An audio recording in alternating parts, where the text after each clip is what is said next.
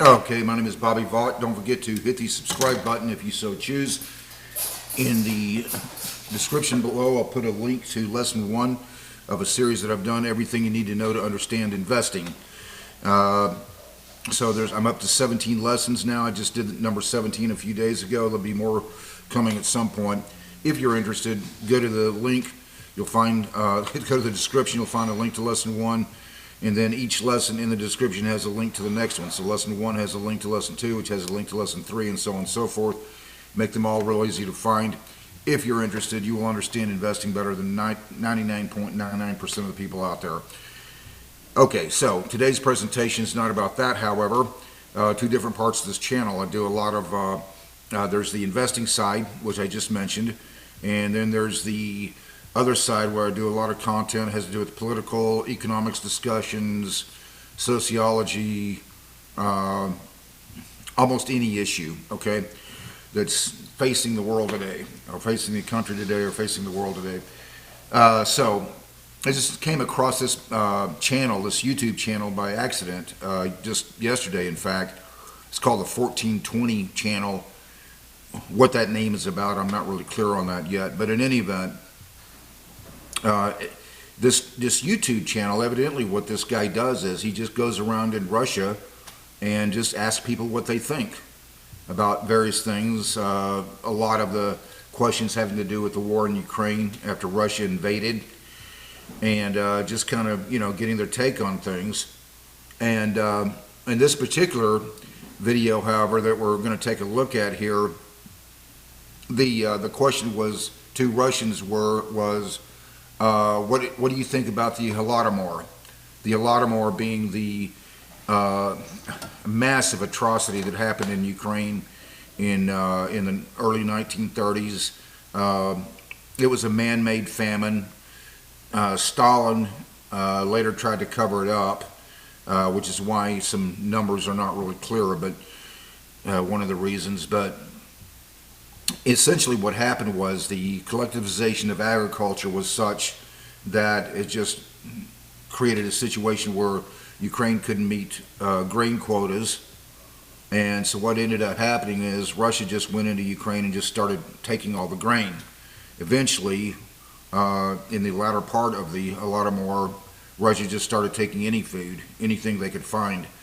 The result was being 3.5 to 7 million people starved to death, Ukrainians. That happened in the early 1930s, and like I said, Stalin tried to cover it up. But in any event, so we're just going to take a look. We're not going to look at this whole video. It's about 8.5 minutes long. In fact, we're just going to look at a few seconds of it here. So they're asking what Russians think of the Russians today think of the Holodomor. I want to be completely fair to these Russian people speaking here, because for obviously, people end up going to prison in Russia or worse, and a lot of these people are being very fair to them. They're very afraid to, many of them very afraid to say what they really think, okay? Some of the people in this video, the Russians people, they just denied, some of them just outright denied the Holodomor even happened. But in any event, so we're going to take a look at this, just a little bit, just a few seconds of it here. And here it is. This is from the 1420, Russians speaking about the Holodomor when asked. And here we go. Время было такое, необходимые меры такие. Ну а как думаете, он вообще был в курсе, что такое происходит? Конечно, был. А почему ничего не предпринял? Ну что он мог предпринять? Во всей стране было так плохо, не только в Украине. Okay, so this is one of the better comments, actually, from my observation, according to what he was able to say. But I mean, let's examine what this man is actually saying here, okay? And again, I want to emphasize heavily, being as very fair to these Russian people as they possibly can. A lot of them are just afraid to say what they really think for obvious reasons. Okay, so he's saying right here, the times were such then, these were necessary measures. It's a greater good argument. These were necessary measures. Soviet Union at the time was trying to move away from an agrarian society more towards industrialization, and so that's what started the whole thing. But they went about it very poorly, obviously. So this man says the times were such then; these were necessary measures. It's a greater good argument. Here's the problem with greater good arguments. A couple of problems. First off, they don't protect individuals. By very definition, when somebody makes a greater good argument, what they're saying is somebody had to get hurt. That's the first problem. Otherwise, there's no point to saying it was for the greater good. The second problem, if you ever noticed, people who make these arguments, a government, for example, people who make these arguments, they're never the ones getting hurt. That's always other people. Go figure. And what gets really worse here is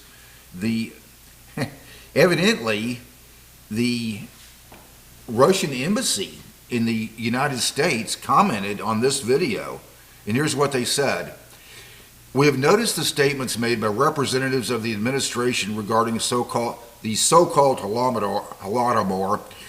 Once again, the United States is promoting the false thesis that the Soviet leadership allegedly, deliberately, and purposefully starved millions of Ukrainians. Such interpretation of the events of the 1930s fundamentally distorts history. That's the comment from the Russian embassy in the United States. This represents what's called, you'd call it cognitive dissonance. Cognitive dissonance, when you have two conflicting views in your mind, and so what happens is that those two conflicting views result in mental discomfort, okay? So next thing happens is a person has to dismiss one of those views in order to shed themselves with that discomfort in the mind. Two conflicting views. You can either do one, dismiss what a person merely desires to be true, or in this case, simply dismiss the truth. That's what the Russian embassy is doing there, is choosing number two. We simply say, nope, didn't happen. Well, we know it did. At one point, did I say this part already? At one point, the Russian government just went and started taking any food they could find. So 3.5 to 7 million people starved to death in Ukraine in the early 1930s as a result of the Holodomor.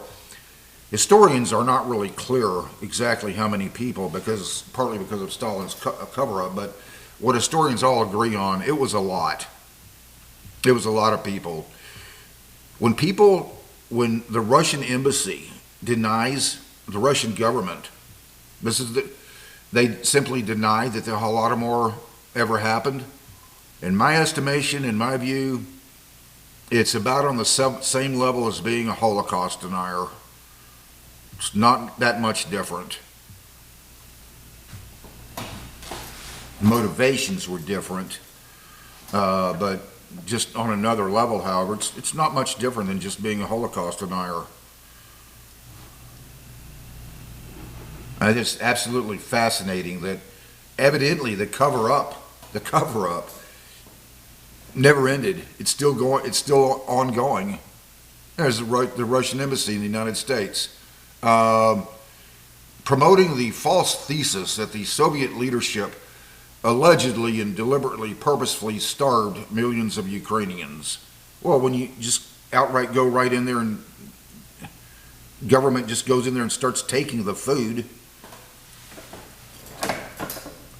yeah, that's done with intent. Therefore, it's an intentional starvation of millions of Ukrainians. That happened in the 1930s. Until next time, hope life is treating you well. You have a great day.